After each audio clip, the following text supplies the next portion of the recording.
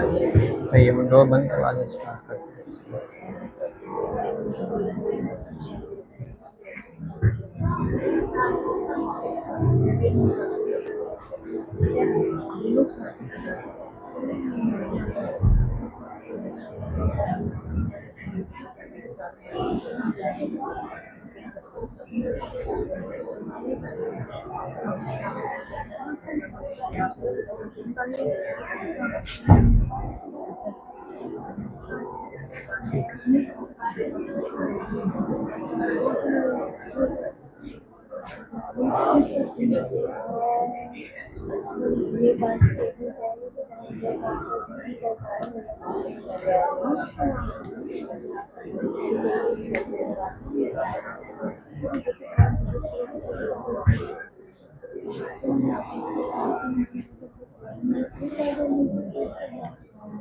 चलें सब लोग खामोश हो जाएं, हम वर्कशॉप स्टार्ट करने लगे हैं। पीछे तक आवाज आ रही मेरी?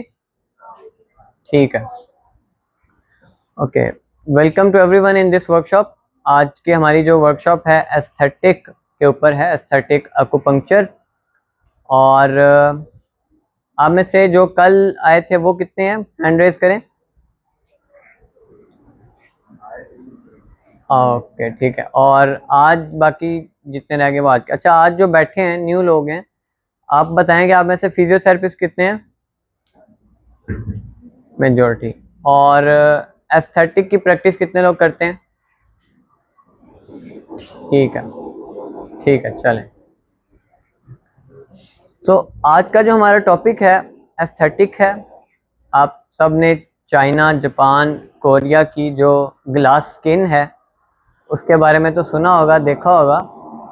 अब उसके पीछे राज क्या है, उनकी लॉन्गेविटी का, उनकी स्किन का, वो आज इंशाल्लाह हम डिस्कस करेंगे। और बहुत सारी जो है इंशाल्लाह आप क्लिनिकल पॉइंट्स लेके जाएंगे। एस्थेटिक को एज अ प्रैक्टिस कितने लोग देखते हैं, मतलब जो फिजियोथेरेपिस्ट बैठे हैं आप में से कोई एस्थेटिक की करता है प्रैक्टिस?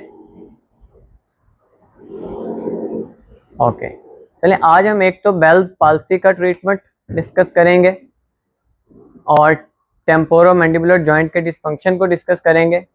और इसके अलावा एस्थेटिक की कुछ जो है एरियाज डिस्कस करेंगे कि कैसे यानी फेशियल रिजुविनेशन में एस्थेटिक एक्यूपंक्चर का क्या रोल है। तो आप जो मेरे हाथ में नीडल्स देख रहे हैं, ये नीडल्स हमारे हेयर्स से भी ज़्यादा थिन है। इतनी थिन नीडल है कि मतलब हेयर से भी ज़्यादा थिन है।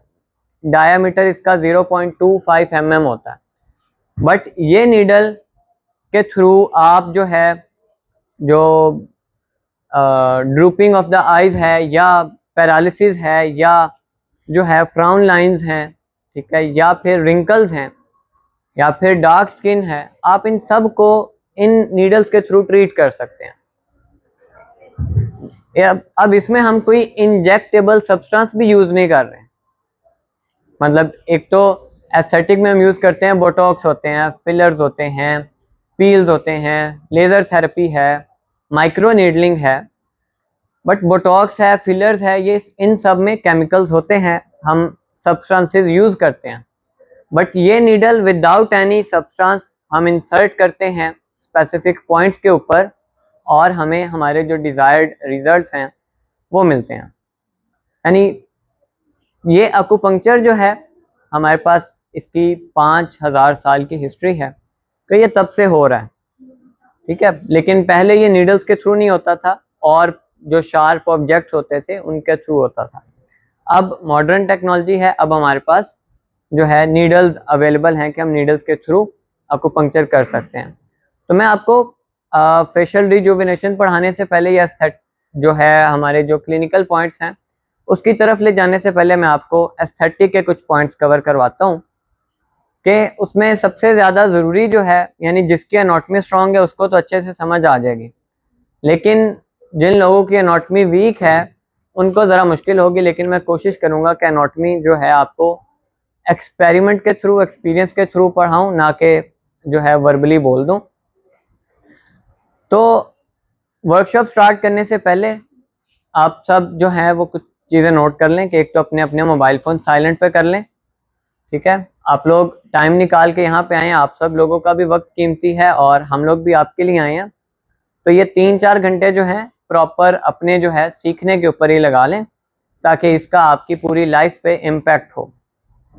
बातें ड्यूरिंग द वर्कशॉप आपने नहीं करनी, बातें करनी हैं तो आप बाहर जाके कर सकते हैं, यहाँ पे बैठ के बातें नहीं करनी, ठीक है। कोई सवाल होगा हैंड रेज कर देना, आपका सवाल हम ले लेंगे, ठीक है। ड्यूरिंग द वर्कशॉप बातें जो करेगा विद ड्यू रिस्पेक्ट, हम उसको रिस्पेक्ट के साथ कहेंगे कि आप बाहर चले जाएं, ठीक है।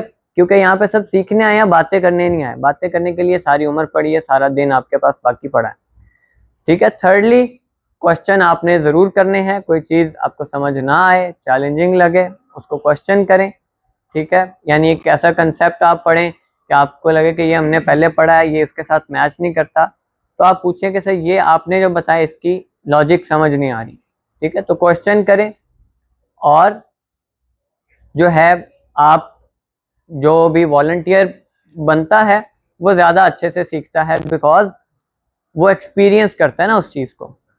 तो आप सब, एक प्रैक्टिशनर होगा, एक वॉलंटियर होगा, आप दो दो का हम ग्रुप बना देंगे, आप सब लोग होंगे, एक प्रैक्टिशनर एक जो है पार्टनर, फिर रिपीट करेंगे आप। पहले मैं आपको यहाँ पे डेमो दूंगा, उसके बाद फिर आप सबकी ग्रुपिंग के थ्रू प्रैक्टिस हम करवाएंगे। अब चूंकि फेस जो है ये एक ऐसा एरिया है कि बहुत सेंसिटिव होता है, तो अब हम वर्कशॉप स्टार्ट करते हैं। वर्कशॉप स्टार्ट करने से पहले कुछ ज़रूरी कंसेप्ट्स हैं कि जो समझने हैं। सबसे पहला तो ये कि हम एस्थेटिक पे जब बात कर रहे हैं तो मतलब हम अपनी अपीयरेंस पे बात कर रहे हैं, हम अपनी ब्यूटी के ऊपर बात कर रहे हैं, फेस के ग्लो के ऊपर बात कर रहे हैं, फेस की स्किन कितनी क्लियर है उसके ऊपर बात कर रहे हैं। तो स्किन की जो हेल्थ है वो डिपेंडेंट होती है इंटरनल हेल्थ पे, ठीक है। आपकी इंटरनल हेल्थ जितनी अच्छी होती है, आपके ऑर्गन्स इंटरनली जितना अच्छा परफॉर्म कर रहे हो, liver, stomach, spleen, large intestine, small intestine, lungs, हर ऑर्गन अगर फिजियोलॉजिकली अपने फंक्शंस करेक्ट परफॉर्म कर रहा है, हेल्दी ऑर्गन है, तो एक्सटर्नली भी स्किन उतनी ही अच्छी होती है। और अगर इंटरनली हेल्थ खराब हो तो एक्सटर्नली चाहे जितने मर्जी इंजेक्शन लगवा लें, जितने मर्जी फेशियल्स करवा लें, जितने मर्जी जो है क्रीमें लगा लें, कोई बेनिफिट नहीं होता। तो हम जो अप्रोच डिस्कस करेंगे, हम उसमें इंटरनल हेल्थ के भी आपको पॉइंट्स बताएंगे कि एस्थेटिक को जब आप टारगेट कर रहे हैं तो डिजिटल पॉइंट्स सिस्टेमिकली प्रॉब्लम्स को ट्रीट करने के लिए कौन से हैं, कि आप अगर उनको लगाएंगे तो आपके ऑर्गन्स की हेल्थ भी अच्छी होगी। और एक्सटर्नल फेस के ऊपर जो पॉइंट्स हैं वो तो हम डिस्कस करेंगे। तो फेस में, एस्थेटिक में हम रीजन वाइज डिवाइड करते हैं, ठीक है। मतलब अपर है, मिडल है, लोअर फेस है। अब अपर में हम पहले फोरहेड को डिस्कस कर लेते हैं। फोरहेड का मैं आपको बता देता हूँ कि फोरहेड में हम कैसे एस्थेटिक को इंटीग्रेट करते हैं। आप जितना, सब लोग बैठे हैं, जितना ऊपर देख सकते हैं ऐसे ऊपर देखें, लाइक इस तरह से।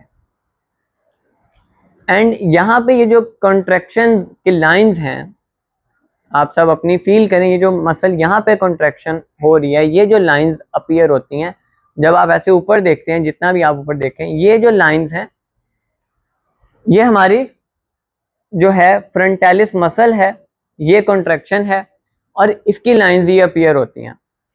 तो जब किसी का फ्रंटालिस मसल, किसी पर्सन का, किसी पेशेंट का टाइट रहता है तो उसकी ये लाइंस परमानेंट हो जाती हैं। आप देखते हैं कई लोगों के माथे पे परमानेंट लाइंस होती है ना, उसकी वजह ये होती है कि उनका ये जो फ्रंटालिस मसल है वो टाइट होता है। तो अब इस कंडीशन को हम ट्रीट कैसे करते हैं? इस कंडीशन को ट्रीट करने के लिए हमारे पास सिर्फ 2 पॉइंट्स होते हैं कि जो हम लगाते हैं एक्यूपंक्चर में, और आपको ये सेम वही इफेक्ट देते हैं। और ये बहुत कॉमन रीजन है बोटॉक्स के लिए भी। बोटॉक्स में आप क्या करते हैं, आप एसिटिलकोलाइन को ब्लॉक करते हैं, और उसका जो इफेक्ट है, उसके साइड इफेक्ट्स भी होते हैं, और उसका इफेक्ट भी आपको 72 घंटे तक रहता है उसका, ठीक है। और फिर उसके बाद भी अपेयर रहता है, लेकिन ये आपको रेपिटेटिवली करवाना पड़ता है। जब आप उसको रेपिटेटिवली करवाते हैं तो उसके साइड इफेक्ट भी आपको मिलते हैं, एट्रोफी भी हो सकती है मसल की। लेकिन इसमें कोई ऐसा साइड इफेक्ट नहीं है, कोई इंजेक्टेबल सब्सटेंस नहीं है, और इसमें कोई आप मेडिसिन भी नहीं दे रहे। एक और बात याद रखें, जैसे मैंने आपको स्किन का बताया कि स्किन की हेल्थ इंटरनल हेल्थ पर डिपेंड करती है। तो जब तक आप एक्यूपंक्चर के साथ उसकी डाइट बैलेंस नहीं करेंगे, उसकी डाइट ठीक नहीं करेंगे, आपको बेनिफिट परमानेंट नहीं मिलेगा, टेम्परेरी तो मिल जाएगा। तो हम ये लाइंस को ट्रीट करना जो है, फोरहेड की लाइंस को ट्रीट करने की बात कर रहे थे।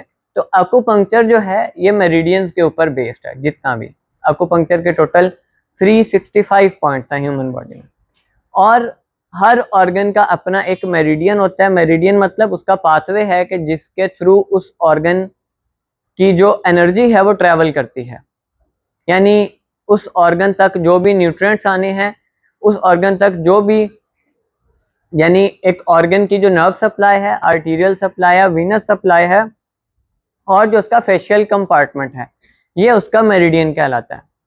अगर आप साइंटिफिकली बात करें कि मेरिडियन किस चीज़ों का कम्बिनेशन होता है, फेशियल कंपार्टमेंट जो हमारे फेशिया होता है बॉडी का, arterial, venous and nerve supply, lymphatic supply, यानी हमारा जितना भी सर्कुलेटरी सिस्टम है ना वो सारा उसमें आ जाता है। ये एक मेरिडियन, जब हम किसी ऑर्गन के मेरिडियन की बात करते हैं तो ये हम उसके उस पाथवे की बात करते हैं, ठीक है।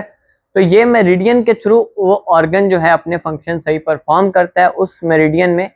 अब चाइनीज जो है, ये जो अपनी एक्यूपंक्चर को उन्होंने डिफाइन किया, जो उनकी पूरी साइंस है वो एक टर्मिनोलॉजी के ऊपर बेस्ड है, QI फोर्स, ची फोर्स, एनर्जी जिसको हम बोलते हैं। मॉडर्न वर्ड्स में अगर हम बात करें, ची क्या है? ची हमारी बॉडी की कलेक्टिवली एक बेसिक फंक्शनल यूनिट है। यानी जिस तरह बॉडी में कोई पार्ट ऐसा नहीं है कि जहाँ पे सेल नहीं होता, ऐसी कोई पार्ट ऐसा नहीं जहाँ पे ये एनर्जी प्रेजेंट नहीं होती।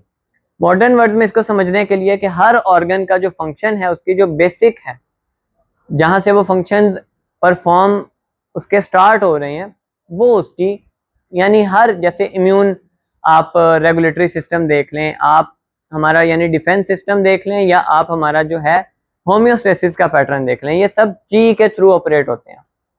अब आज के दौर में हमारे पास मॉडर्न टर्मिनोलॉजीज हैं, हमें नर्व स्ट्रक्चर्स का पता है, हमें फेशिया का पता है, हमें एनाटॉमी ज़्यादा डीप पता है, तो हम मॉडर्न वर्ड्स में भी उसका एक्सप्लेन कर सकते हैं कि ची क्या होती है।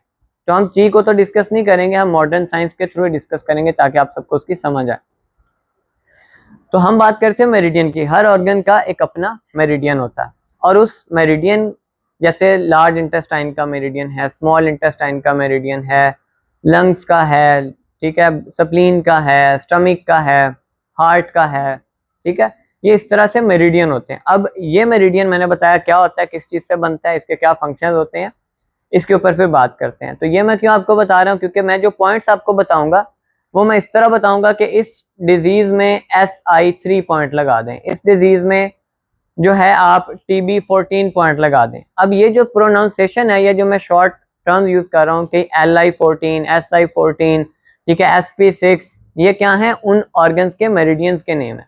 यानी SP मतलब स्प्लीन का मेरिडियन, स्प्लीन के मेरिडियन का 6 नंबर पॉइंट। LI 15 अगर मैं बोल रहा हूँ तो मतलब लार्ज इंटेस्टाइन के मेरिडियन का 15 नंबर पॉइंट। स्मॉल इंटेस्टाइन में बोल रहा हूँ, मतलब SI बोल रहा हूँ तो मतलब स्मॉल इंटेस्टाइन का जो भी पॉइंट मैं बता रहा हूँ। इसी तरह मैं जो आपको मैं प्रोनाउंसिएशन में बोलूँगा कि ये GB 24 लगा दें, ये GB 34 लगा दें, तो उसका मतलब क्या होता है कि वो उस ऑर्गन के मेरिडियन की रिप्रेजेंटेशन है कि GB 34 मतलब गाल ब्लैडर का 34 नंबर पॉइंट, ठीक है। BL मतलब ब्लैडर, यूरिनरी ब्लैडर, उसका 1 नंबर पॉइंट, उसका 2 नंबर पॉइंट। तो इस तरह करके, यानी जब मैं आपको पॉइंट्स बोलूँ तो आपको समझ आ जाए कि ये क्या बात हो रही है। इतना सा इंट्रोडक्शन मेरिडियन का आपके लिए काफ़ी है। तो हम डिस्कस करते इन लाइंस के ट्रीटमेंट की के फ्रंटालिस मसल की टाइटनेस को आप कैसे ठीक कर सकते हैं, इन लाइंस को आप कैसे फोरहेड की लाइंस को ट्रीट कर सकते हैं। तो उसके लिए हमारे पास दो जो है कॉमन पॉइंट्स होते हैं, एक है GV 4 और GB 24, सॉरी GV मतलब गवर्निंग वेजल, GB 24, ठीक है जी, GB 24 और GB 4, ठीक है, गाल ब्लैडर 4, और GB गवर्निंग वेजल का 24 नंबर पॉइंट। ये दो पॉइंट, और तीसरा पॉइंट इसमें हम जो है लगाते हैं BL2, ब्लैडर का 2 नंबर पॉइंट। ये 3 पॉइंट्स। अब ये मैं आपको बता देता हूँ कि होते कहाँ पे हैं। हम डिस्कस करते हैं कि जो GB 24 पॉइंट है, ये जो हमारी हेयर लाइन है, ठीक है, जहाँ सब हर एक की अपनी हेयर लाइन की एक लेंथ होती है, हेयर लाइन से ये जो डिस्टेंस होता है, क्योंकि आकुपंक्चर डिस्कस कर रहे हैं, तो आकुपंक्चर में मेजरमेंट के लिए टर्म यूज होती है चुन, CUN, ठीक है। तो ये फिंगर टिप का जो एक डिस्टेंस है ये होता है 1 चुन। तो हेयर लाइन से जब आप अपवर्ड को जाते हैं तो 0.5 चुन के डिस्टेंस पे आपको GV24 का पॉइंट मिलता है, GV24 पॉइंट जी। और GB4 गाल ब्लैडर का 4 नंबर पॉइंट, ये हमारी जो आईब्रो है इसके मिड पॉइंट से बिल्कुल 2 चुन के डिस्टेंस पे आपको ये पॉइंट मिलता है, ठीक है। आप अपने पैल्पेट करके देख सकते हैं, ये भी हैंड्स ऑन में आपको डेमोन्स्ट्रेशन में भी नजर आ जाएगा और आप सबकी भी हैंड्स ऑन में हो जाएगा। एंड थर्डली कौन सा पॉइंट मैंने आपको बताया? BL2। BL2 पॉइंट ज़रा सेंसिटिव पॉइंट है, यानी ये बिगिनर्स को ट्राई नहीं करना चाहिए, क्योंकि ये कहाँ पे होता है, ये बिल्कुल आई के एक सेंसिटिव पॉइंट पे होता है, पेरिऑर्बिटल रीजन में होता है, बिल्कुल आपकी जहाँ पे ये आई लाइन एंड हो रही है यहाँ पे ये पॉइंट एग्जिस्ट करता है। तो ये 3 पॉइंट्स हमारी जी। तो ये जो पॉइंट है, ये 3 पॉइंट्स हमारे पास जो 4 हेड लाइन्स हैं, रिंकल्स हैं, इनको ट्रीट करने के लिए यूज होते हैं। सेकंड, आप जो है जब, जैसे मैं आपको बोलता हूँ कि किसी को जब घूर के देखते हैं, फ्राउनिंग करते हैं ना, तो आप सब अपने साथ वाले को फ्राउनिंग कर लें, ठीक है। जब आप फ्राउनिंग करेंगे तो ये वाला जो आपका पार्ट, ये जो ग्रूव यहाँ पे अपीयर होगा, ठीक है। फ्राउनिंग करें एक दूसरे के, घूर के देखें एक दूसरे को, ठीक। गुस्से से, स्माइल से तो फ्राउनिंग नहीं होगी, गुस्सा करके देखे ना, ऐसे करके, तो फिर पता चलेगा, ठीक है। हाँ, आप गुस्से से नहीं ना देख रहे, गुस्से से देखें ना, फ्राउनिंग करें, फ्राउनिंग करेंगे तो आपको ये जो पॉइंट है ना यहाँ पे ग्रूव मिलता है जी। हाँ जी। तो हाँ, फ्राउनिंग में क्या होता है कि हमारा ये जो रीजन है, ग्लैबुलर रीजन है, यहाँ पे आपके ग्रूव मिलता है ना। अब ये ग्लैबुलर की 11 लाइंस हैं, ठीक है। ये जो ग्लैबुलर रीजन है, इस रीजन का, यानी यहाँ पे रिंकल्स हो, या बहुत से लोगों का आपने देखा होगा कि इंटरनल क्या होता है, ज़्यादा डीप एरिया होता है ये ना उनका, ठीक है। जैसे ये अभी आप करके बैठे हुए हैं, ठीक है। तो ये जो लाइंस हैं, ये जो अपीयर होती हैं, इनको आप कैसे ट्रीट करते हैं कि इसके लिए बिल्कुल पॉइंट होता है mid point of the eyebrows, यानी आईब्रोज जो हैं हमारे, जो एंड हो रहे हैं, इनका मिड पॉइंट, इसको हम यिन टैंग का पॉइंट बोलते हैं आकुपंक्चर में, यिन टैंग का पॉइंट, ठीक है। यिन टैंग, YINTANG, यिन टैंग का पॉइंट। ये पॉइंट हमारे इस रीजन की जो टेंशन है, इस रीजन की जो लाइंस हैं, या इस रीजन का जो अगर यानी लूज हुई हुई हैं, तो उसको ट्रीट करने के लिए यूज होता है, ठीक है। यिन टैंग का पॉइंट है। इसके अलावा जो है आप जो ग्लैबुलर रीजन के प्रॉब्लम है, इसको ट्रीट करने के लिए BL2 का पॉइंट ही ऐड करते हैं, जो मैंने लास्ट में भी आपको बताया, BL2 का पॉइंट। थर्डली, स्क्विंटिंग का पता है, स्क्विंटिंग क्या होती है? स्क्विंटिंग ये होती है कि जब आप किसी चीज़ का ऐसे गौर से देखते हैं या लाइट पड़ती तो आप ऐसे आंखें बंद करके देख रहे होते हैं ना, क्राउज फीट, ये आपकी ये लाइंस अपीयर होती हैं इधर ना, और ये ऑर्बिकुलरिस जो अक्यूलाई मसल है लेटरल यहाँ पे। तो जब आप स्क्विंटिंग करेंगे, यानी आप किसी चीज़ को गौर से देख रहे हैं, ठीक है, लाइट पड़ती है आपकी आंखों में, आप फौरन आइज क्लोज कर लेते हैं और फोकस करने के लिए ना करते हैं, तो ये जो इस रीजन में ये जो लाइंस अपीयर होती है ना, ठीक है, ये ऑर्बिकुलरिस ओकुलाई लेटरल पार्ट जो है उसका। तो स्क्विंटिंग में आपको ये क्राउज फीट क्लियरली, उसकी वो लाइंस जो हैं, उसको हम क्राउज फीट बोलते हैं ना, वो आपको नज़र आती हैं। अब इस रीजन पे भी कुछ लोग जब आइज क्लोज करेंगे या आइज, तो बहुत प्रोमिनेंट लाइन स्ट्रक्चर्स पड़ जाते हैं, ठीक है, या एक साइड जो है ज़्यादा डोमिनेट होती है, दूसरी साइड थोड़ा लूज होती है। तो ये अपर रीजन का तीसरा मसला हम डिस्कस कर रहे हैं कि जो क्रॉस फीट की लाइंस हैं, इनको आप ट्रीट कर सकते हैं। इनको ट्रीट करने के लिए भी हमारे पास जो है GB8 पॉइंट आता है, गाल ब्लैडर का 8 नंबर पॉइंट। एंड इसके अलावा इसको ट्रीट करने के लिए हमारे पास ट्रिपल बर्नर TB, इसका 21 नंबर पॉइंट आता है। और इसके साथ जो है तीसरा पॉइंट हम इसमें ऐड करते होते हैं ST जो है 3, ठीक है जी। ST3 स्टमक का 3 नंबर पॉइंट जी। ये जो हमारे हिजाब में मेरिडियन चलते हैं, इसमें भी यही मेरिडियन चलते हैं, ये अलग ये चलते हैं। तो ये अभी मैंने आपको फोर हेड का बताया कि फोर हेड के प्रॉब्लम्स को आप किस तरह से ट्रीट कर सकते हैं, कि फोर हेड में लाइंस हैं, फोर हेड की स्किन लूज है, यहाँ पे आपके ग्रूव ज़्यादा है, ये वाली लाइंस प्रोमिनेंट हैं, तो इनको आप आकुपंक्चर से कैसे, ठीक है ज़्यादा ऊपर है, ठीक है, कि आप इनको कैसे ट्रीट कर सकते हैं। फोर हेड का हमने डिस्कस किया, ठीक है जी, वो अभी मैं आपको बता देता हूँ। GP8 की laterally of the eye present होती है, अभी डिस्कस कर लेते हैं इसको। तो फोर हेड डिस्कस हो गया। फोर हेड, अब जिस मार्केट का हमारा आज टॉपिक है एस्थेटिक का, एस्थेटिक की मार्केट पहले आप सबको पता है कि पाकिस्तान में कितनी है, किसी को रफली कोई आइडिया हो? नहीं, फिगर कोई एग्जैक्ट फिगर में बताए ना। एस्थेटिक कितने लोग यहाँ पे प्रैक्टिशनर हैं? हाँ आप लोग बताएं, पता नहीं। नहीं ये नहीं पूछ रहा, एग्जैक्ट फिगर बताएं कितना इसका सालाना जो है रेवेन्यू है खाली एस्थेटिक की इंडस्ट्री का। रेवेन्यू ज़्यादा है, लेकिन जो ऑप्शन है ना क्लिनिक्स वगैरह के, वो कम है, तो लिमिटेड रिसोर्सेज है। और ऊपर से जो हमारे जैसे कि पीपीटी वगैरह की यूनिवर्सिटी या फिर टेक्निकल स्टाफ वगैरह में मिल जा रहा है, तो लास्ट लर्निंग कर लेना, लर्निंग्स की गाड़ी वैसे एस्थेटिक्स का नहीं है। और फिर वही उसकी वजह से जो हमारा आउटपुट है या फिर जो क्लिनिकल फ्लो है एस्थेटिक्स का, वो भी कम है। जो इंडस्ट्रियल वर्थ है ना एस्थेटिक की पाकिस्तान में, लेटेस्ट जो रिपोर्ट है 20 से 25 बिलियन की है खाली पाकिस्तान में। ये फिगर यानी रिसर्च बेस्ड बात है, एविडेंस बेस्ड बात है कि 20 से 25 बिलियन की इंडस्ट्री है। लेकिन इसमें प्रॉब्लम यही है जो अभी ये भाई डिस्कस कर रहे हैं कि एक तो इक्विपमेंट्स महंगे हैं, सेकेंडली क्लिनिशियंस कम हैं एस्थेटिक के, ठीक है, और थर्डली पेशेंट्स भी, वो पेशेंट्स के लिए भी अफोर्डेबल नहीं होते, कुछ ही लोग करवाते हैं। नहीं, अवेयरनेस तो बड़ी है, हर एक को है, किसी से पूछ के देख लें, अवेयरनेस बड़ी है, सबको अवेयरनेस है।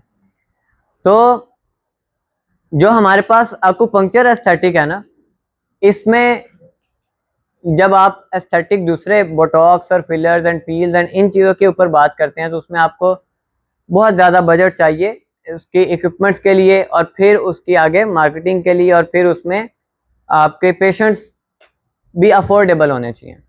लेकिन जो हमारे पास आकुपंक्चर के थ्रू एस्थेटिक की प्रैक्टिस है, इसमें आपको रिजल्ट्स सिमिलर मिलेंगे। आप कंप्लीमेंट्री ट्रायल्स के ऊपर, यानी आप 5 से 10 पेशेंट का डाटा ले सकते हैं बिफोर एंड आफ्टर सेशन का। बिफोर सेशन ले लें और आफ्टर सेशन ले लें, और 5 सेशन बाद आप उनका रिजल्ट देखें, यानी वही रिजल्ट जो आपको केमिकल्स और इक्विपमेंट्स के थ्रू मिल रहे थे, वो आपको इन नीडल्स के थ्रू भी मिल जाएंगे, ठीक है। बट यह है कि इसमें साथ और भी एहतियात करनी पड़ती है, डाइट वगैरह ठीक करनी पड़ती है, और वो तो वैसे भी कर लेते हैं, हर मरीज कर लेता है जब स्किन का मामला हो, ब्यूटी का मामला हो। तो एस्थेटिक का जो सेटअप आकुपंक्चर का है, इसको टोटल लगाने में आपका 50 to 60,000 रिक्वायर्ड होता है बस। इसको सेल कैसे करना है आपने, इस स्किल को, इस सर्विस को? आपने ये नहीं कहना कि मैं आकुपंक्चर करता हूँ, आपने ये कहना कि I offer facial acupuncture, I offer natural skin rejuvenation, यानी जो इंस्टाग्राम और फेसबुक की लैंग्वेज है उसी को यूज करते हुए आप मार्केट करेंगे ना। आम बंदे को तो नहीं पता, आम बंदा आता भी नहीं एस्थेटिक के क्लिनिक पे, फेसबुक इंस्टाग्राम वाली ऑडियंस ही आती है, आम बंदे नहीं आते। जैसे कि आपने बोला कि हम लोगों को पहले इस तरीके से करना है, तो इसमें इंडिकेशन और कॉन्ट्राइंडिकेशन आती है कि हमें किस पे अप्लाई करना है, किस पे नहीं करना, वो अभी डिस्कस कर लेते हैं। जो इंडिकेशन और कंट्राइंडिकेशन की बात है, इंडिकेशन इसकी हर डिजीज में आप कर सकते हैं, हर कंडीशन में कर सकते हैं। कंट्राइंडिकेशन इसकी कुछ रीजन की हैं, जैसे मैंने आपको बताया कि ये आई वाला रीजन है, ठीक है, इसकी कंट्राइंडिकेशन होगी कि बिगिनर को नहीं ट्राई करना चाहिए, वो कोई पार्ट पे एरिया डैमेज कर सकता है। बाकी कंट्राइंडिकेशन एज सच नहीं होती कि जिस तरह बाकी इक्विपमेंट यानी थेरेपीज की होती हैं, बोटॉक्स की या फिलर की या इन चीज़ों की होती हैं। खैर back to the topic, majority क्योंकि स्टूडेंट हमारी फिजियोथेरेपी की बैठी है, मेन हमारा फोकस बेल्स पाल्सी पे था कि बेल्स पाल्सी का ट्रीटमेंट हमने डिस्कस करना था आज। तो बेल्स पाल्सी का ट्रीटमेंट हम स्टार्ट करेंगे एक क्लिनिकल सिनेरियो के साथ, एक पेशेंट की केस स्टडी के साथ। पाकिस्तान में पहले एक रफली आइडिया ले लें कि कितने पेशेंट आते हैं बेल्स पाल्सी का, कितना पेशेंट एग्जिस्ट करता है सालाना। Yearly 60 to 70,000 patient Bell's palsy का होता है, जिसमें से कह लें कि 50 to 60% नेचुरली रिकवर कर जाता है कंप्लीटली, और बाकी का जो रह जाता है उसमें चूंकि अब जो कन्वेंशनल ट्रीटमेंट है, मेडिकल ट्रीटमेंट, उसमें स्टेरॉइड्स के अलावा कोई ऑप्शन नहीं है बेल्स पाल्सी के ट्रीटमेंट में। अब चुप करके बैठ जाएं, कोई सवाल हो तो वो कर लीजिएगा। तो अब बात क्या करते हैं बेल्स पाल्सी की। बेल्स पाल्सी के जो बाकी के 40-50% पेशेंट है वो कंप्लीटली क्योर नहीं होते। तो ऐसी एक मरीज फीमेल 45 ईयर ओल्ड, पिछले साल की बात हमारे क्लिनिक पे आई, तो और ज़्यादातर बेल्स पाल्सी के पेशेंट ऐसे ही आते हैं कि वो पहले सारा ट्रीटमेंट करवा चुके होते हैं, 3 महीने 6 महीने का कोर्स कर चुके होते हैं, स्टेरॉइड्स खा चुके होते हैं, उसके बाद हमारे पास आते हैं क्योंकि उससे कम्प्लीटली रिकवरी नहीं हो रही और मेडिसिन में उसके बाद कोई ऑप्शन है नहीं। वो कहते हैं कि हम यही कर सकते हैं, इसके अलावा और कुछ कर नहीं सकते हम। तो एज अ अकुपंक्चरिस्ट आप 100% क्योर कर सकते हैं। तो पेशेंट का मैं आपको बताता, केस स्टडी के थ्रू डिस्कस करते हैं कि केस स्टडी ये थी, 45 ईयर ओल्ड वुमेन टीचर जो हैं वो आई और उनकी हिस्ट्री ये थी कि जब सो के उठी हैं सुबह, तो जब मिरर में अपना फेस देखा तो एक साइड जो है काफ़ी एसिमेट्रिकल लगी। जब आई क्लोज करने लगी तो आई भी कम्प्लीटली क्लोज नहीं हुई। फिर जब चाय वगैरह पी तो चाय भी राइट साइड से उनकी जो है वो वैसी रूलिंग हो गई, निकल आई बाहर। तो अब एमरजेंसी रूम में ले गए, एमरजेंसी में एमआरआई वगैरह हुआ तो पता चला सब नॉर्मल है, मतलब कोई ऐसा इंजरी नहीं है, ब्रेन बिल्कुल ठीक है। तो समझ नहीं आई पहले डॉक्टर को कि ये क्या कंडीशन है, बिकॉज बेल्स पाल्सी एमआरआई में नहीं आएगी ना, आपकी ब्रेन में कोई स्ट्रक्चरल डैमेज तो हुआ नहीं है। तो वो पेशेंट जो है ना, उनको लगा स्ट्रोक का केस है, स्ट्रोक का केस नहीं था। तो फिर जब पता चला कि ये बेल्स पाल्सी है, स्टेरॉइड ट्रीटमेंट लिया, उनकी मेडिसिन चली, 2 मंथ चली, वो रिकवरी नहीं हुई कंप्लीट। 40% रिकवर कर गई, 60% उनकी वही रही कि अब ना वो पढ़ा सकती थी, स्कूल में जाती थी तो भी प्रॉब्लम, एक तो दिखने में भी और दूसरा बोलने में भी।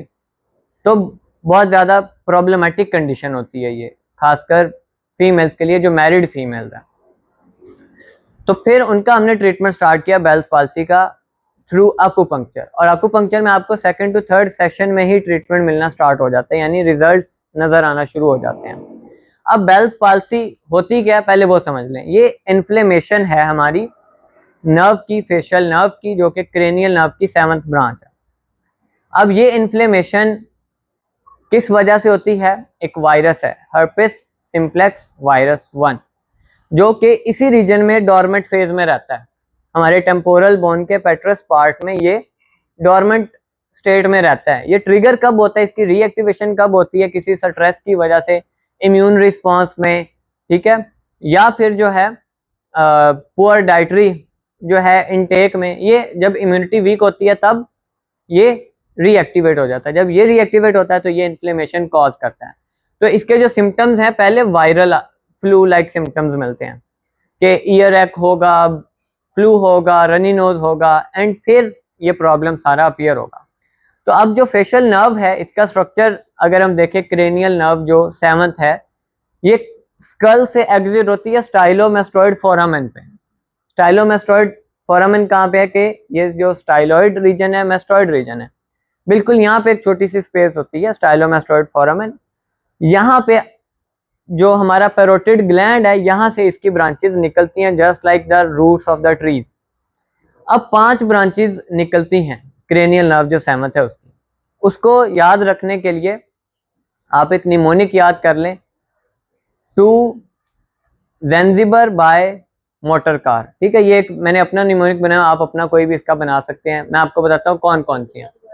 टू ज़ैंज़िबर बाय मोटर कार, ठीक है, टू ज़ैंज़िबर बाय मोटर कार, यानी ये 5 ब्रांचेस हैं। पहली टेम्पोरल ब्रांच निकलती है, टेम्पोरल ब्रांच हमारे इस रीजन में होती है, टेम्पोरल रीजन में। अब जब ये नर्व अफेक्ट, ये वाली ब्रांच अफेक्ट होती है तो फिर प्रॉब्लम बेल्स पाल्सी में क्या आता है, पेशेंट अपने जो है ये आईज के एक्सप्रेशन नहीं दे सकता, आईज प्रॉपर्ली क्लोज नहीं कर सकता। सेकंड ब्रांच होती है जाइगोमेटिक ब्रांच। जाइगोमेटिक ब्रांच हमारी ये चीक्स वाले रीजन में है, जाइगोमेटिक रीजन। जाइगोमेटिक ब्रांच जब अफेक्ट होती है तो इसमें जो प्रॉब्लम मिलता है हमें, चीक्स जो है वो एक साइड को रूल कर जाती हैं और चीक्स जो है ना वो अपनी वो मूव नहीं कर पाता। क्यों? क्योंकि ये जब इन्फ्लेम्ड होती है ना नर्व, हमारी जो फेशियल नर्व है क्रेनियल सेवंथ, तो अब ये बहुत नैरो टनल में होती है जो क्रेनियल नर्व सेवंथ है। ये जब इन्फ्लेम होती है तो ये इम्पल्सिव कंडक्ट नहीं कर सकती, यानी तो उसके रेलेवेंट जितने भी मोटर फंक्शन होते हैं वो ऑटोमेटिकली सारे लूज कर देती है वो नर्व। अब ये 5 ब्रांचेज हैं। दूसरी हमने जाइगोमेटिक डिस्कस कर रहे हैं कि जाइगोमेटिक जब अफेक्ट होती है तो हमारे ये चीक्स वाला रीजन अफेक्ट हो जाता है। तीसरा जो है हमारे पास बक्कल रीजन आता है। बक्कल रीजन ये लिप्स वाला, अपर लिप्स वाला पार्ट होता है, अपर लिप्स वाला रीजन। जब ये नर्व अफेक्ट होती है, ये ब्रांच अफेक्ट होती है तो patient can not uplift there lips, ठीक है। ये वाला लिप उसका अफेक्ट हो जाएगा। स्माइल में उसकी एक साइड की स्माइल आएगी, दूसरे साइड की स्माइल ही नहीं आएगी, ठीक है, बक्कल रीजन। और चौथी जो ब्रांच होती है वो हमारी होती है मैंजियल, क्या उसका नेम था, मैंडिबुलर ब्रांच होती है। मैंडिबुलर ब्रांच जो है ये हमारे जॉज के साथ रेलेवेंट है, वो अपने उसके जॉज अफेक्ट हो जाते हैं, वो अपने जॉज सही से मूव नहीं कर सकता। And lastly cervical region. Cervical फिर ये जो प्लेटिज्मा बैंड्स हैं मसल के, प्लेटिज्मा ये वाला रीजन अफेक्ट हो जाता है और इसके रेलेवेंट हमें प्रॉब्लम है कि ये वाला पार्ट लूज हो जाता है और पेशेंट की नेक मूवमेंट में जो है अफेक्ट आ जाता है। तो according to the reason different treatments होते हैं, डिफरेंट अप्रोच होती है हमारी के कौन सा रीजन अफेक्ट हुआ है उसके अकॉर्डिंग ही ट्रीट होगा। ये 5 ब्रांचेस समझ आ गई और उनके फंक्शन प्लेटिज्मा। तो अब हम बेल्स पाल्सी को डिस्कस करते हैं कि बेल्स पाल्सी के 6 ग्रेड्स होते हैं। हाउसमैन जो है उसका क्राइटेरिया है इंटरनेशनली जो स्टैंडर्ड है, इसके 6 ग्रेड्स होते हैं। ग्रेड 1 जो है बिल्कुल नॉर्मल मूवमेंट है, नॉर्मल अपीयरेंस है, उसमें तो आपको कुछ भी नहीं करना, जस्ट रीअश्योर करना है, यानी इन्फ्लेमेशन होती है लेकिन विजिबल नहीं होती है, वो बहुत लाइट ग्रेड 1 है। उसमें ऐसा कोई प्रॉब्लम, ना सिमेट्रिकल ना एसिमेट्रिकल, कुछ प्रॉब्लम नहीं होता उसमें, जस्ट आप उसको डाइटरी मॉडिफिकेशन बताते हैं, रेस्ट बताते हैं, वो ठीक हो जाता है। ग्रेड 2 में ये होता है कि क्लोज इंस्पेक्शन से आपको ज़रा एसिमेट्री नज़र आती है, जब आप गौर से देखते हैं तो पता चलता है कि कोई ना कोई एसिमेट्री है इस साइड में, लेकिन पेशेंट अपनी आइज क्लोज कर सकता है। तीसरी जो है ना, तीसरा ग्रेड, उसमें ये होता है कि patient with effort eyes close कर लेगा, यानी उसको थोड़ा जोर लगाना पड़ता है, कोशिश करने से उसकी आंखें बंद होती हैं और विजिबल जो है उसकी वो एसिमेट्री नज़र आने लग जाती है। ग्रेड 4 में तो वीक हो जाता है पूरा रीजन और पेशेंट अपनी आइज क्लोज नहीं कर सकता। ये बहुत खतरनाक ग्रेड है क्योंकि इसमें कॉर्निया एक्सपोज होता है और ये ड्राई हो गया तो फिर प्रॉब्लम ही प्रॉब्लम है। तो ग्रेड 4 की मैनेजमेंट मुश्किल होती है और ज़्यादातर पेशेंट्स क्लिनिक पे आपके पास ग्रेड 3 ग्रेड 4 में ही आते हैं, क्योंकि पाकिस्तानी हम ग्रेड 1 ग्रेड 2 को तो नोट ही नहीं करते कि क्या हो रहा है। जब मसला बढ़ जाता है फिर भागते हैं डॉक्टर के पास आता है। फिर ग्रेड 5, ग्रेड 5 में, ग्रेड 4 मैंने आपको बताया कि इसमें विजिबल एसिमेट्रिकल चेंजेस हैं, patient can not close his और हर आइज, वो अपनी आंखें बंद नहीं कर सकता, ठीक है, और पूरा रीजन वीक हो जाता है उसका, ये एक रीजन बिल्कुल पूरा अफेक्ट है। जो ग्रेड 5 है इसमें पैरालिसिस है कंप्लीट, इस रीजन की, जो रीजन अफेक्टेड है ना, पूरा रीजन आपका पैरालाइज हो जाता है, यानी बिल्कुल मूव नहीं कर सकता ये रीजन। एंड ग्रेड 6 जो है वो फिर लास्ट स्टेज है, और ग्रेड 6 की अगर हिस्ट्री में आपको वायरल सिम्टम्स ना मिलें, फ्लू लाइक सिम्टम्स और जो वायरस के फैलने के, वायरस के स्प्रेड सिम्टम्स होते हैं, तो उसमें फौरी तौर पे ग्रेड 6 को रेफर करते होते हैं किसके पास, किसी सर्जन के पास, कि वो चेक करे कि कहीं जो है कोलिस्टिटोमा तो नहीं है। कोलिस्टिटोमा क्या होता है कि जो ईयर के अंदर है अब नॉर्मल स्किन ग्रोथ हो जाती है because of the ear infection, because of the eustachian tube dysfunction.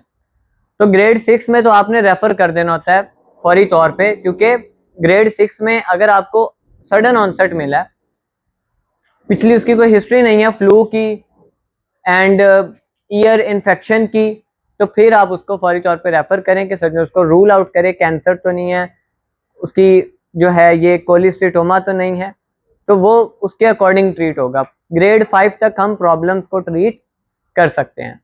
अब बेल्स पाल्सी के 3 फेजेस होते हैं, फेज के अकॉर्डिंग ट्रीटमेंट होता है। फेज 1 होता है एक्यूट, यानी पहले 1 दिन से 14 दिन का जो ड्यूरेशन है।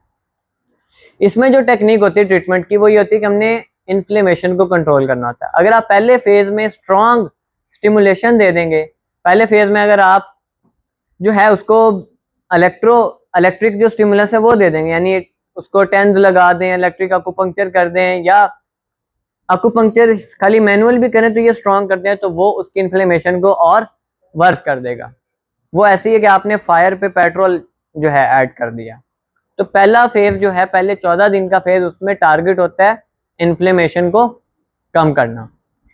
सेकंड जो हमारे पास फेज होता है वो होता है सब एक्यूट, 14 से नेक्स्ट 1 वीक कह लें या 10 डेज कह लें। सब एक्यूट फेज में हमने उसके जो न्यूरोलॉजिकल जो उसके नर्व्स की स्ट्रक्चर है, उसके फंक्शन है, उसको रिस्टोर करना होता है। जो उसकी सिनकाइनेसिस है, यानी ये ना हो कि नर्व फाइबर्स ऑपोजिट साइड पे ग्रो करना स्टार्ट कर दें और गलत मसल को जो है वो उधर रीजनरेशन उनकी हो जाए, वो प्रिवेंट करनी होती है। आपने नर्व के फंक्शंस को सपोर्ट करना है, स्टेबलाइज करना है। उसमें आप माइल्ड से मॉडरेट की तरफ जा सकते हैं कि आप मॉडरेट टेक्निक्स उसमें यूज़ कर सकते हैं, इलेक्ट्रिक भी उसमें आप यूज़ कर सकते हैं, और मैनुअल भी करना है तो स्ट्रॉन्ग आप जो है स्टिमुलस दे सकते हैं। थर्ड होता है हमारे पास क्रोनिक फेज। क्रोनिक फेज में आप टोटल यानी स्ट्रॉन्ग ट्रीटमेंट देते हैं, मॉडरेट से सीवियर ट्रीटमेंट देते हैं, नीडल्स आप स्ट्रांगली लगाते हैं, और उसमें और अप्रोच होगी, यानी तीनों फेजेस के हिसाब से अप्रोच हमारी डिफरेंट होगी। तो अब हम इसके पॉइंट्स डिस्कस कर लेते हैं। कोई भी वॉलंटियर आ जाए यहाँ पे, आपको उधर स्क्रीन पे भी पॉइंट्स दिखा देते हैं, फिर वॉलंटियर पे भी आपको डेमोन्स्ट्रेशन दे सकते हैं। मेल वॉलंटियर्स में से कोई भी आ जाए। ठीक है,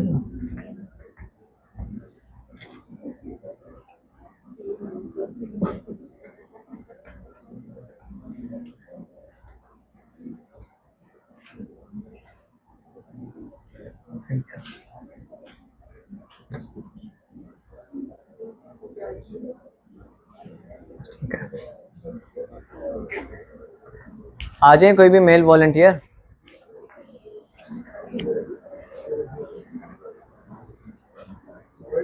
कोई पेन नहीं होती इसकी, बिल्कुल माइल्ड सी सेंसेशन होती है जी। बेल्स पाल्सी किसी भी एज में हो सकती है, बट लेकिन उसमें पूरी बॉडी आपकी वो पार्ट होती है ना। अब हमने इसके 3 फेजेस डिस्कस किए, एक्यूट, सब एक्यूट, क्रोनिक। एक्यूट में हमने क्या कहा कि आपने लोकल पॉइंट्स को अवॉइड करना है और स्ट्रॉन्ग जो है स्टिमुलस को अवॉइड करना है। बेल्स पाल्सी है, इस रीजन का प्रॉब्लम है ये पूरा फेस का ना, लेकिन इसमें जो बेल्स पाल्सी के ट्रीटमेंट में हम पॉइंट यूज़ करेंगे एक्यूट फेज में, वो हम डिस्टल पॉइंट्स यूज़ करेंगे।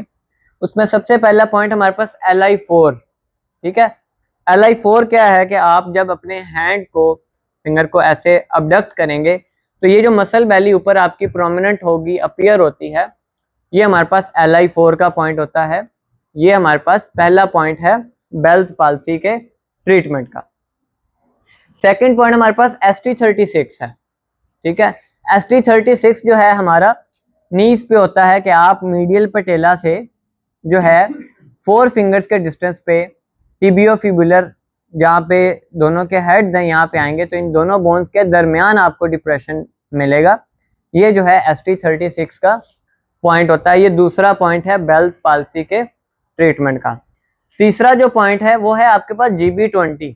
GB20 आपके पास ये बैक पे पॉइंट होता है, बैक पे जहाँ पे आपका ट्रेपीजियस और जो SCM मसल है उसका जो सबसे प्रोमिनेंट, यानी ये 2 बड़े मसल हैं गर्दन के ना, बिल्कुल ऑसिपिटल बोन के नीचे आपको ये GB20 का पॉइंट मिलता है। GB20 तीसरा पॉइंट है, और चौथा पॉइंट ट्रिपल वार्मर का 17 नंबर पॉइंट। ट्रिपल बर्नर भी बोलते हैं, ट्रिपल वार्मर भी बोलते हैं, सैन जियाओ भी बोलते हैं।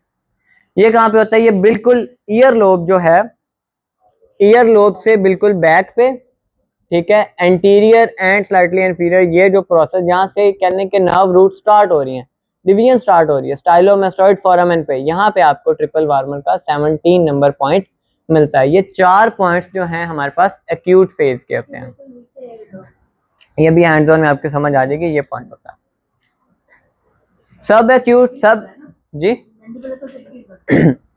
सब एक्यूट में हमारे पास जो है हम लोकल पॉइंट्स लगा सकते हैं फेस के, और आप मॉडरेट स्टिमुलस दे सकते हैं, लाइट से मॉडरेट पे आप शिफ्ट हो जाएंगे।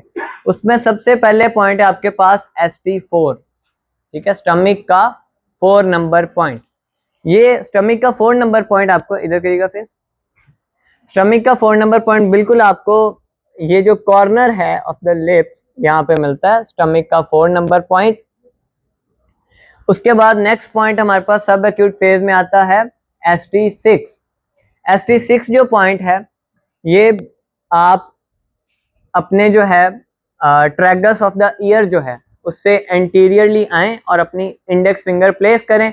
जब आप अपना माउथ ओपन करेंगे, ठीक है, ओपन करेंगे तो यहाँ पे ये जो कंडाइल आपको फील होगा, ओपन एंड क्लोज करके देखें, ये कंडाइल फील करें अपना, यहाँ पे ये देखें, ये कंडाइल फील हो रहा है सबको? ये कंडाइल वाला रीजन एग्जैक्टली ST हमारे पास जो है 6 का पॉइंट होता है कि ये अफेक्टिव पॉइंट है बेल्स पाल्सी का, और बहुत एक मेजर पॉइंट है treatment of the Bell's palsy का। सेकंड हमारे पास है ST6 है। ST6 के बाद ये कौन सा स्क्रीन पे है? ST3। ST3 आपका ये बिल्कुल यहाँ पे प्रेजेंट होगा, नोज के लेटरली आ जाए, ठीक है, 1 चुन टू 2 चुन आप लेटरली आ जाएंगे तो यहाँ पे आपका ST3, यानी ST4 जो है इसके ऊपर ही ये ST3 आपको मिल जाएगा पॉइंट। ये बेल्स पाल्सी के सब एक्यूट फेज के ट्रीटमेंट पॉइंट्स हैं। और उसके बाद BL2, ये आपको मैंने पहले बताया एस्थेटिक में कि BL2 बिल्कुल आपके पेरीऑर्बिटल रीजन में है। एंड लास्टली जो है SJ23, जो मैंने अभी आपको बताया ट्रिपल वार्मर, ट्रिपल बर्नर, और इसी को सैन जियाओ भी बोलते हैं, ठीक है, San Jiao, triple burner, triple warmer, ये एक ही मेरिडियन है, एक ही चैनल है। तो इसका 23 नंबर पॉइंट, ये भी आपको ट्रैगस ऑफ द, यानी आप थोड़ा सा अपवर्ड आ जाएंगे इसी कंडाइल के, जो आपने ST7 फील किया इसी से अपवर्ड आ जाए, और यहाँ पे आपको ये जो कंडाइल मिलेगा ओपन एंड क्लोज में, ये आपका ट्रिपल बर्नर का 23 नंबर पॉइंट होगा। तो ये होते हैं हमारे पास सब एक्यूट के ट्रीटमेंट के पॉइंट्स। क्रोनिक जो है, क्रोनिक में आपका पर्पस है मैक्सिमम रिकवरी है, उसमें आप ये पिछले दोनों पॉइंट्स यूज करेंगे और स्ट्रॉन्ग स्टिमुलस देंगे आप, ठीक है। अभी मैं इन पे लगा के आपको दिखा देता हूँ नीडल्स, नेक्स्ट करिएगा। ये 7 कोर पॉइंट हैं बेल्स पाल्सी के, ठीक है, कोर पॉइंट्स के जो बेल्स पाल्सी के ट्रीटमेंट में यूज होते हैं। उसमें सबसे पहले ट्रिपल वार्मर 17, ये आपको बैक पे मिलेगा ये पॉइंट, ठीक है, ईयर के लोब के बिल्कुल बैक पे ये मौजूद होता है। ये भी मैं आपको दिखा भी देता हूँ 3D व्यू में। ST4 मैंने आपको बताया, ST6 भी बताया, BL2 भी बताया, GB20 भी बताया, और LI4 भी आपको मैंने बताया कि ये कहाँ कहाँ पे होता है। तो अभी इसका मैं आपको 3D व्यू दिखा देता हूँ, वो आप देख लें।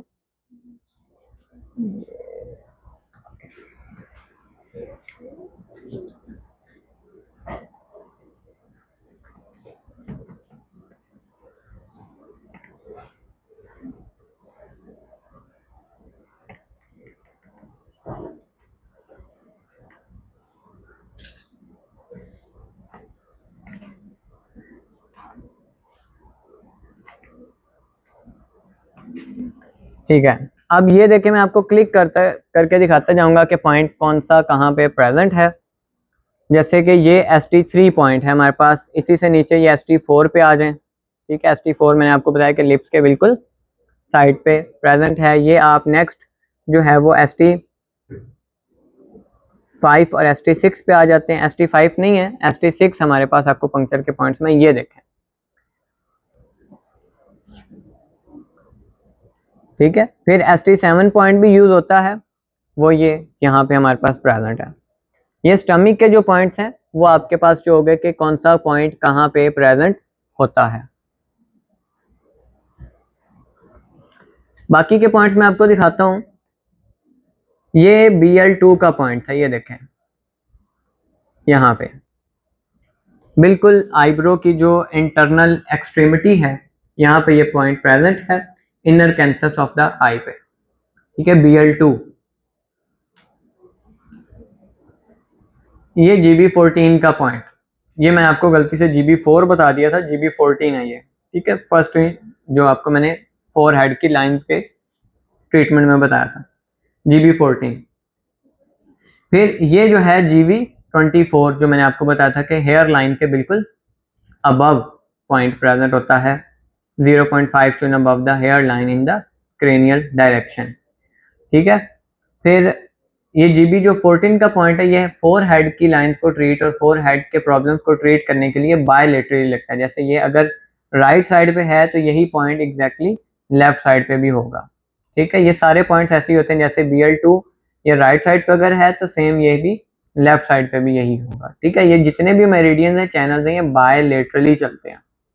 फिर फेस के पॉइंट्स में नेजोलेबियल जो फोल्ड्स हैं, आपको पता है कि नेजोलेबियल रीजन का भी प्रॉब्लम एस्थेटिक में बहुत कॉमन एस्थेटिक प्रैक्टिस में आपको मिलता है, तो उसमें हम एक थ्रेडिंग टेक्निक यूज करते हैं। थ्रेडिंग टेक्निक क्या होती है कि ये होता है हमारे पास एक Li20 का पॉइंट, बिल्कुल आपको स्क्रीन पे शो हो रहा होगा Li20 का पॉइंट, Li20 और साथ ST3, ये दो पॉइंट्स को आप कॉम्बिनेशन में लगाते हैं और ये जो हमारे पास मिडल रीजन की अगर स्किन की लूजनिंग है और यहाँ पे अगर, क्योंकि जो एजिंग है ना, एजिंग में एस्थेटिक एक्यूपंक्चर को समझने के लिए आपको 3 मैकेनिज्म समझने के। नेचुरली जो एक्यूपंक्चर है वो कोलेजन की प्रोडक्शन को बूस्ट करता है। जब आप स्किन को वूंड देते हैं एक बहुत माइक्रो नीडल के थ्रू, इतनी थिन हेयर से भी ज्यादा थिन नीडल है, तो वहां पे फिब्रोब्लास्ट की एक्टिवेशन होती है।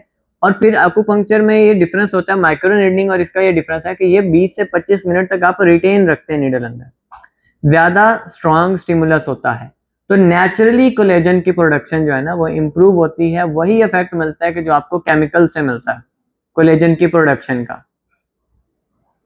क्वेश्चन, ठीक है।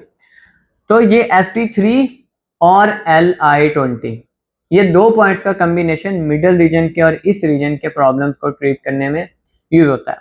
फिर एस्थेटिक में एक ये भी प्रॉब्लम होता है कि जब आप एक मरीज को देखते हैं, आप कोई भी अपना क्लाइंट जो एस्थेटिक के लोग हैं आप याद कर लें, या आप हर पर्सन अपना ही चेहरा याद कर लें। किसी को अपनी शक्ल याद है कैसे दिखते हैं? देखते हैं रोज अपनी शक्ल गौर से कि मेरे कहाँ से फेस ऊपर है, कहाँ से नीचे है, कहाँ पे लाइन है, कहाँ पे डार्क है, कहाँ पे लाइट है, इतने गौर से कोई देखता है अपना चेहरा? नहीं देखते।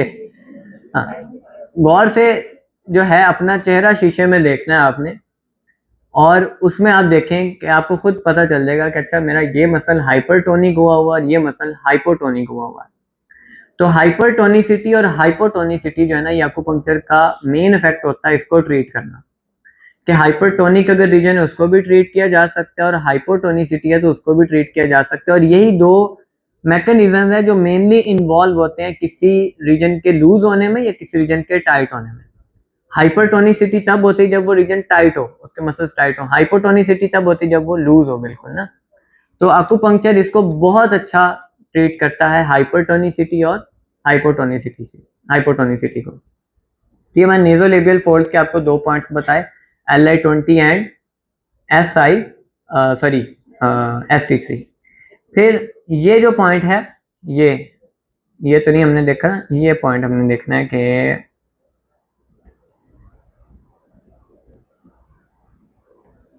ये GB का 4 नंबर पॉइंट है, ये भी यूज होता है 4 हेडलाइंस को ट्रीट करने में। GB14 भी यूज होता है और GB4 भी यूज होता है, ठीक है। फिर जो ट्रिपल बर्नर का 23 नंबर पॉइंट है वो देखना है, ये है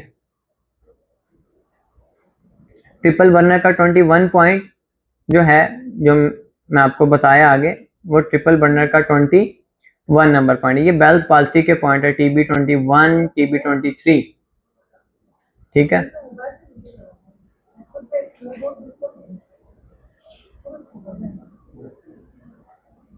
फेस के पॉइंट्स अभी मैंने आपको बताए हैं। अभी मैं आपको सिर्फ 6 पॉइंट रहते हैं वो करवा के फिर हमारी हैंड्स ऑन सिर्फ रह जाएगी। हैंड्स ऑन स्टार्ट करते हैं फिर सबकी। तो फेस के पॉइंट्स आप देख लिए 3D व्यू में, अच्छे से समझ आ गई कौन सा पॉइंट कहाँ पे है।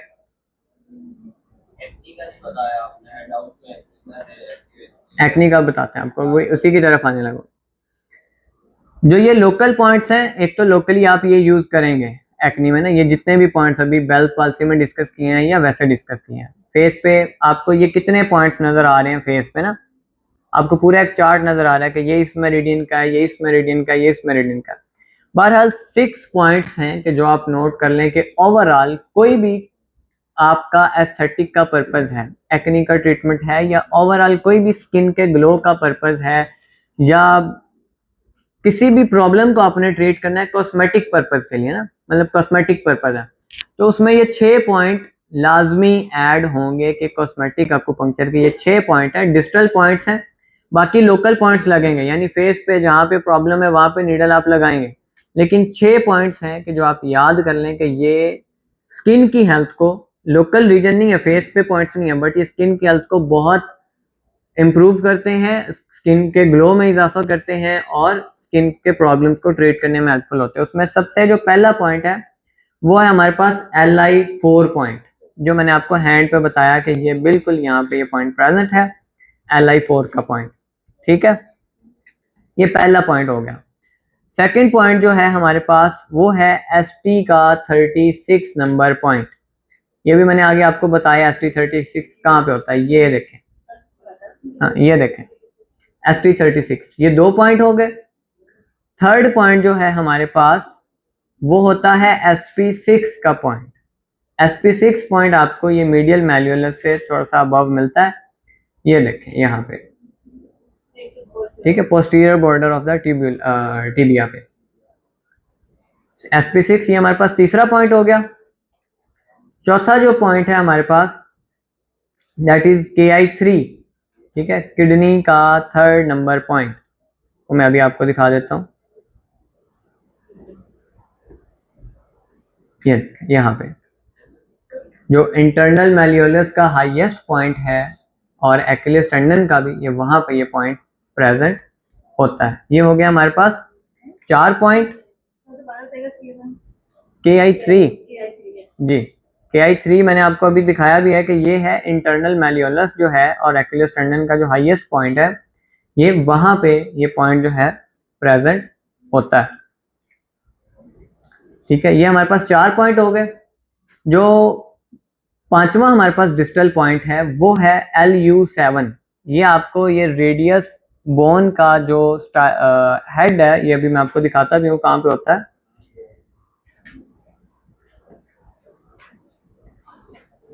LU7, ये LU7 का पॉइंट, ठीक है, स्टाइलॉइड प्रोसेस जो है रेडियस का, ये वहां पे आपको ये पॉइंट मिलता है रिस्ट क्रीज से 1.5 चुन अबव। ये 7 पॉइंट है, LU7, ठीक है, लंग्स का 7 और हमारा 5वां पॉइंट। और छठा जो पॉइंट है वो है, नोट्स में शायद ना लिखा हो, HT7, हार्ट का 7 नंबर पॉइंट। HT हार्ट का 7, ये यहाँ पे होता है, ulnar end of the transverse wrist crease. ठीक है, ये 6 पॉइंट डिस्टली, जी बिल्कुल, ये हमारे पास टोटल 6 पॉइंट्स हैं कि जो डिस्टली आप कॉस्मेटिक एक्यूपंक्चर में, ये 6 पॉइंट्स का आपको सब जो प्रॉब्लम है, ग्लो का प्रॉब्लम है, एक्नी का प्रॉब्लम है, स्किन टोनिसिटी का प्रॉब्लम है, कोई भी कॉस्मेटिक प्रॉब्लम है, ये 6 पॉइंट्स कोर पॉइंट्स हैं, फॉर्मूला पॉइंट्स हैं कि ये 6 पॉइंट्स आपने ऐड करने हैं।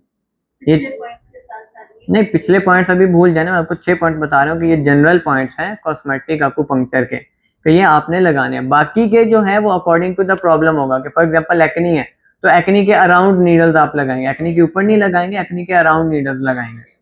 ठीक है, सिंपली। और बाकी जो हर पॉइंट फेस को आप देखें अच्छे से। ये ऐप भी आपके साथ शेयर हो जाएगी ग्रुप में। ये ऐप से आपकी अंडरस्टैंडिंग जो एक्यूपंक्चर की है वो बहुत अच्छी हो जाएगी कि आप एक एक पॉइंट को, एक एक मेरिडियन को 3D व्यू में देख सकते हैं, उसके आप हर एस्पेक्ट देख सकते हैं। जैसे ये अभी HD7 है तो इसका मैं आपको सारे एस्पेक्ट दिखाता हूँ कि ये उसका एक और लेवल है। ये देखिए उसका बोन लेवल पे, जॉइंट लेवल पे आपको ये पिक्चर मिलेगी, ये उसका स्किन लेवल पे आपको उसकी पिक्चर मिलेगी। तो ये आपके लिए इजी हो जाएगा। ये ऐप आप सब अपने अपने मोबाइल फोन्स में डाउनलोड कर सकते हैं। सू बुक ऐप का नेम है। ये आपके साथ ग्रुप में शेयर कर दी जाएगी, तो वहां से आप देख सकते हैं सू बुक। ये कल भी मैंने आपको बताई थी, जो कल लोग आए थे। तो ये सारे पॉइंट्स हैं कि जो हमने आज डिस्कस किए हैं। अभी ये मैं सारे आपको एक एक दफ़ा लगा के दिखा देता हूँ। एक एक पॉइंट मैंने पहले वैसे भी बताया, अब आपने 3D व्यू भी देखा। अब मैं नीडल लगाने का तरीका आपको बता देता हूँ कैसे लगाते हैं। अभी तक किसी के जहन में ये सवाल नहीं है कि ये कैसे करता है? हैं? ठीक है, चलें अब ये मैं आपका क्वेश्चन क्लियर कर दूं कि how acupuncture works. Aesthetic purpose में तो मैंने आपको बताया कि ये कोलेजन को एक तो बूस्ट करता है, कोलेजन की प्रोडक्शन को। सेकंड मैंने बताया कि ये जो टोनिसिटी है मसल्स की, हाइपरटोनिसिटी या हाइपोटोनिसिटी, इसको ठीक करता है। ये अगर आप साइंटिफिक लेवल पे, फेशियल लेवल पे सिर्फ देख लें कि ये इसके मोड ऑफ एक्शन है साइंटिफिकली। लेकिन मैं आपको एक्यूपंक्चर फिलोसॉफिकली बता दूं कि ये कैसे वर्क करता है। जैसे मैंने आपको स्टार्ट में बताया कि हमारी स्किन की हेल्थ डिपेंड करती है इंटरनल ऑर्गन्स की हेल्थ पे। हमारे बॉडी के जो इंटरनल ऑर्गन्स हैं उनकी हेल्थ के ऊपर, उनके ऑर्गन्स के फंक्शन के ऊपर।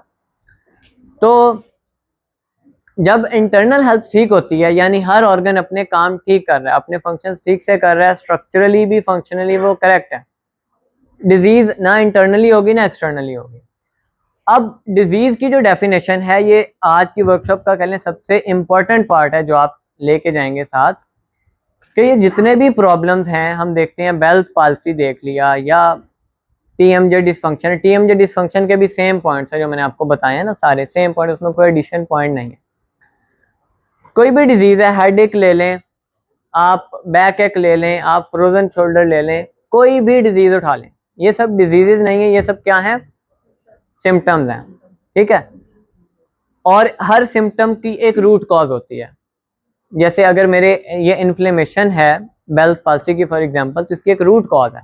उसकी रूट कॉज साइंस ये कहती है कि ये वायरस है, herpes simplex virus.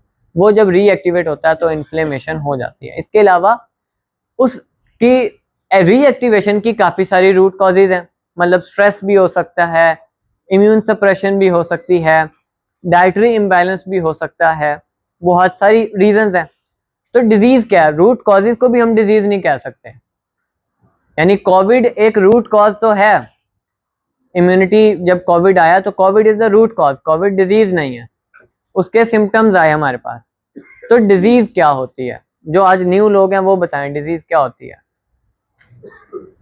Root cause, symptom और डिजीज में फर्क होता है। कभी सोचा नहीं है कि हम किसको ट्रीट करें? हम रूट कॉज को ट्रीट करते हैं या सिम्टम को ट्रीट करते हैं? डिजीज को तो ट्रीट नहीं करते,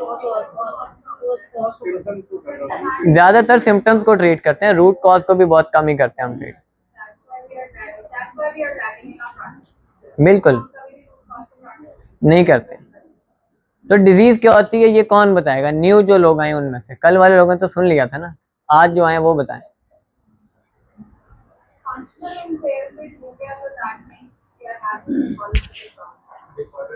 ठीक है, और डिसऑर्डर ऑफ, ठीक है, और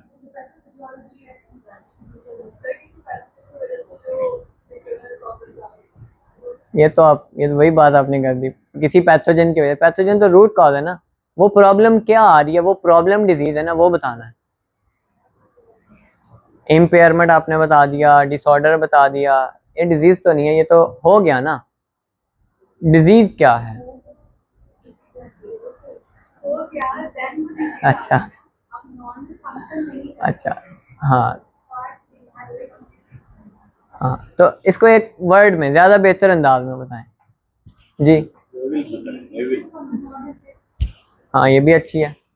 लेवल आपने कल बताई थी ना, हाँ कल मैंने बताया था आपको डेफिनेशन। लेवल कहाँ तक है वो हाँ। वो बताएं। डिजीज को अगर वन वर्ड में आप डिफाइन करें या इसको आप एक सेंटेंस में मुकम्मल करना है तो डिजीज इज इम्बैलेंस।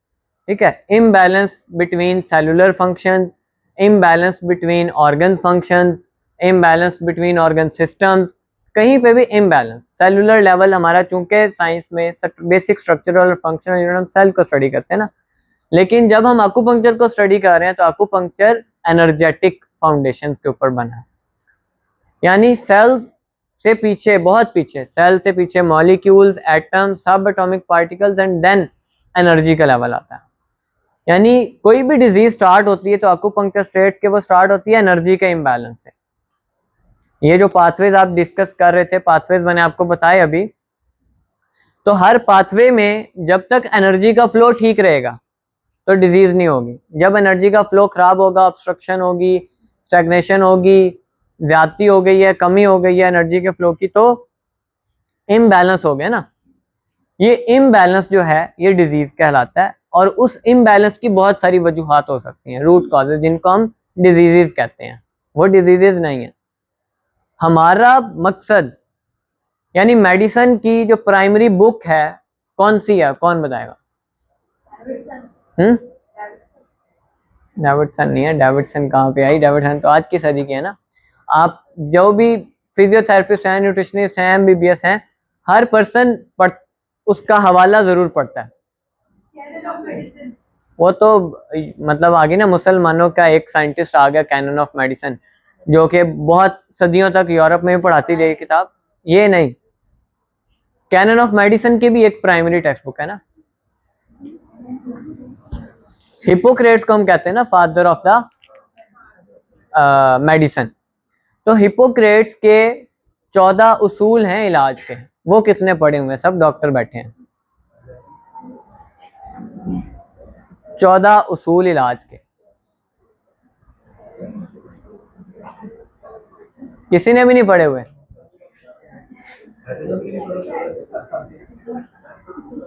हाँ। तो यही तो मसला है हमारा। हम 5 साल आप देखें,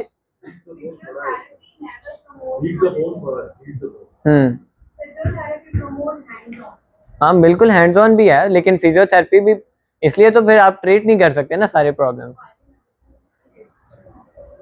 क्यों नहीं देख सकते? डाइट तो आनी चाहिए ना आपको।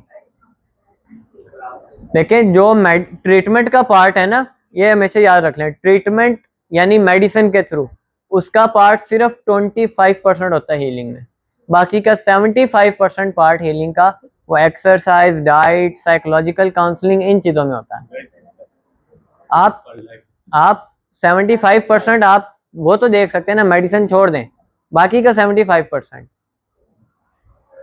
तो 14 उसूले इलाज हैं, उनमें से एक ये भी है कि आपने ट्रीट करते हुए नुकसान नहीं पहुंचाना बॉडी को। यानी ये ना हो कि आप एक मसला ठीक करें, इधर से दूसरा शुरू हो जाए। और आज की जितनी भी मेडिसिन हैं उनके यूजेस से ज़्यादा उनके साइड इफ़ेक्ट्स की लिस्ट आपको मिलेगी कि ये हो सकता है।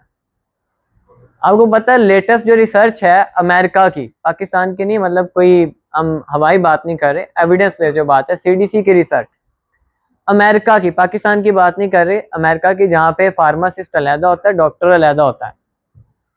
वहां पे प्रॉपर प्रिस्क्राइब्ड मेडिसिन से जो डेथ की तादाद है वो कैंसर के पेशेंट से भी ज्यादा है। यानी प्रॉपर प्रिस्क्रिप्शन के बावजूद डेथ्स की तादाद ज्यादा है कैंसर से। अब पाकिस्तान में तो ऐसी रिसर्च कभी हो नहीं सकती ना। पाकिस्तान में तो कोई पूछने वाले ही नहीं है क्या दवाई लिख के दिया है या क्या किया है या कुछ नहीं। ठीक है, तो वहां पे इसलिए आपको अभी भी जो पाकिस्तान में भी ट्रेंड चल रहा है ना कम्प्लीमेंट्री थेरेपीज का, वो वहां से आ रहा है, पाकिस्तान से नहीं आ रहा, वो वहां से आ रहा है। पाकिस्तान में तो ये चीजें बहुत पहले से चलती आ रही हैं। आकुपंक्चर सन 1900 से ही हो रहा है। ठीक है, हिजामा भी बहुत पुराना हो रहा है। ये जितनी कम्प्लीमेंट्री थेरेपीज है बहुत पुरानी हो रही है। अब जो इतना ट्रेंड हिजामा का, आप देखिए कितना ट्रेंड चला हुआ है।